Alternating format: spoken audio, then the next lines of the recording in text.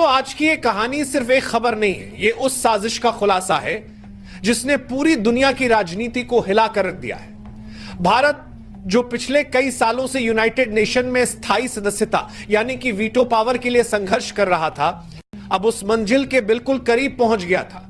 दुनिया के 146 से भी ज्यादा देशों ने भारत के समर्थन में अपनी मुहर लगा दी थी। सबको लग रहा था कि इस बार कोई नहीं रोक पाएगा। यहां तक कि भारत का सबसे बड़ा प्रतिद्वंदी चीन, जिसने हर बार भारत की राह में रोड़े अटकाए, इस बार झुक गया था। चीन ने भी भारत को समर्थन देकर सबको चौंका दिया था। ऐसा लगने लगा था कि अब भारत के हाथ में वो ताकत आने वाली है जो दुनिया के सिर्फ 5 देशों के पास है।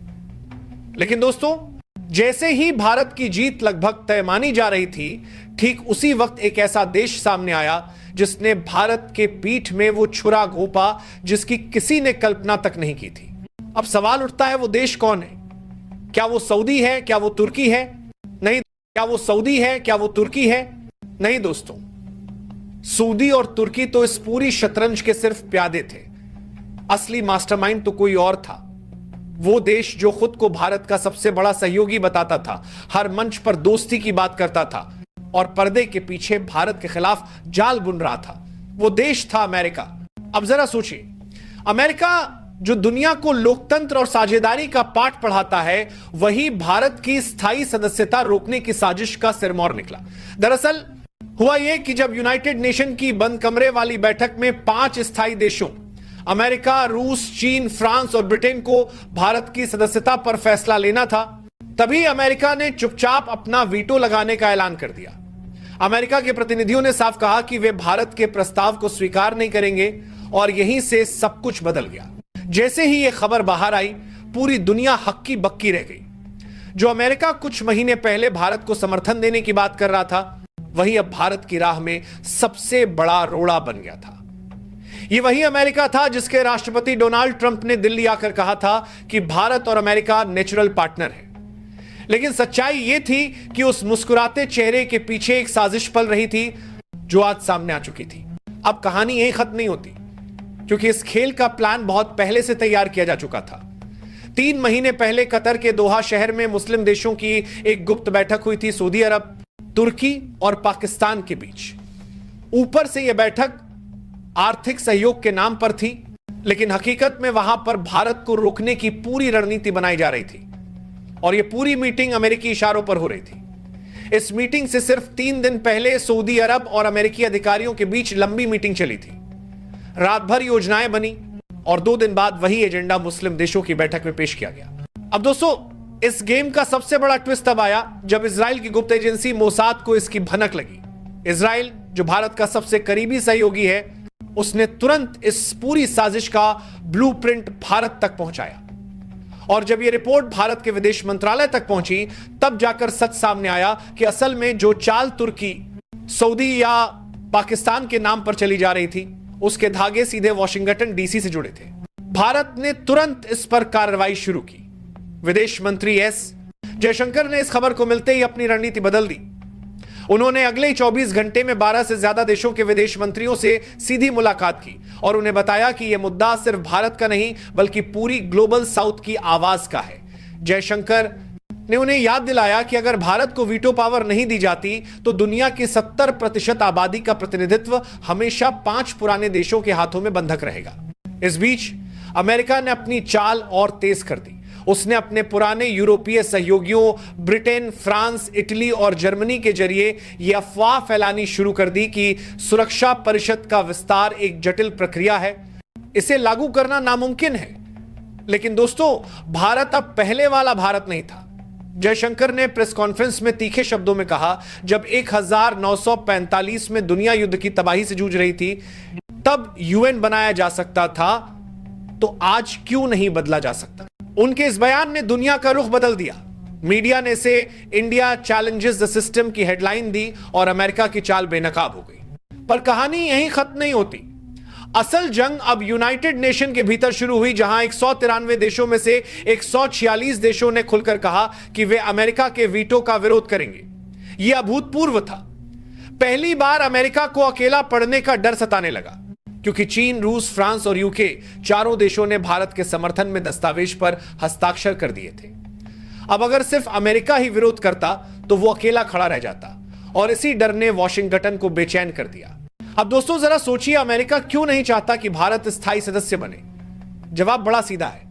अगर भारत वीटो पावर पाता है तो दुनिया में दो लोकतांत्रिक ध्रुव बन जाएंगे, एक अमेरिका और दूसरा भारत। और अमेरिका यह बात कभी स्वीकार नहीं कर सकता कि कोई और देश उसकी बराबरी पर खड़ा हो। यही कारण है कि उसने पर्दे के पीछे यूनाइटिंग फॉर कंसेंसस ग्रुप को एक्टिव कर दिया, वही समूह जिसमें तुर्की, पाकिस्तान, इटली, अर्जेंटीना जैसे देश शामिल हैं, जो हमेशा भारत की राह में कांटे बोते आए हैं। अमेरिका ने इन्हें पैसा, हथियार और राजनीतिक समर्थन देकर भारत के खिलाफ मोर्चा खुलवाया।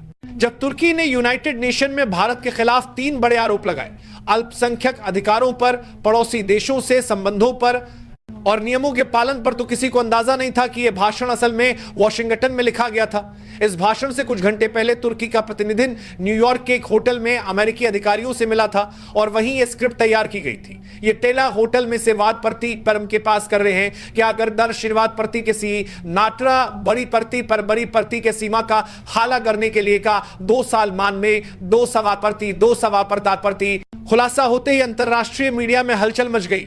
जयशंकर ने तुरंत पलटवार किया। उन्होंने एक तीखे बयान में कहा, भारत को कमजोर दिखाने की हर कोशिश खुद अमेरिका की विश्वसनीयता को कमजोर करती है। उनका यह बयान पूरी दुनिया में गूंज उठा। अफ्रीका, एशिया और लैटिन अमेरिका के कई देशों ने खुलकर भारत के समर्थन में आना शुरू कर दिया, क्योंकि उन्हें भी एहसास हो गया था कि अगर भारत जैसा लोकतांत्रिक और स्थिर देश वीटो पावर नहीं पा सकता तो फिर कभी कोई देश नहीं पा सकेगा। उधर अमेरिका ने सऊदी और तुर्की को और उकसाना शुरू किया। भूमध्य सागर, मेडिटेरेनियन सी में तुर्की ने भारत के युद्धपोतों को धमकी दी कि अगर वे पीछे नहीं हटे तो नतीजे भुगतने होंगे। लेकिन तुर्की के इस बयान के पीछे भी अमेरिका का दिमाग था, क्योंकि अमेरिकी युद्धपोत पहले से तुर्की के पोर्ट पर तैनात थे। भारत को डराने के लिए अमेरिका ने 8 अतिरिक्त वॉरशिप्स उस इलाके में भेज दी, पर भारत भी चुप नहीं बैठा।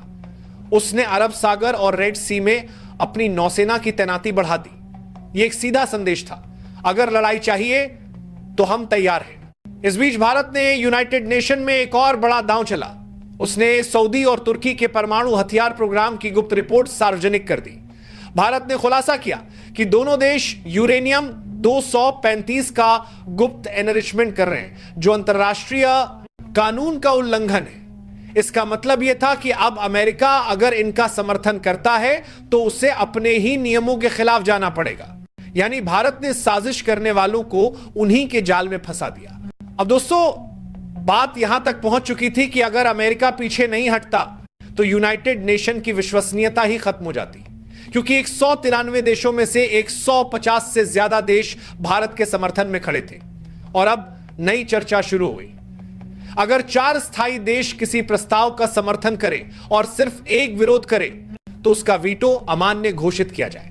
अगर यह संशोधन पास हो गया तो भारत का रास्ता पूरी तरह साफ हो जाएगा।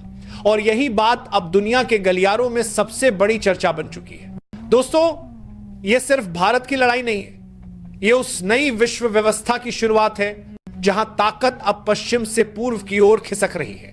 और यह बात अमेरिका बखूबी समझता है, लेकिन भारत अब किसी के दबाव में झुकने वाला नहीं। जयशंकर का रुख साफ है, भारत खेल का हिस्सा नहीं, खेल बदलने वाला खिलाड़ी है। और यही वजह है कि अब पूरी दुनिया देख रही है कि आने वाले महीनों में यूएन के गलियारों में इतिहास लिखेगा। दोस्तों, आज आपसे एक सवाल, क्या आपको लगता है कि भारत को वीटो पावर मिलनी चाहिए? क्या आप मानते हैं कि अब वक्त आ गया है कि दुनिया में फैसले सिर्फ 5 पुरानी ताकतें नहीं बल्कि नई उभरती आवाजें भी लें?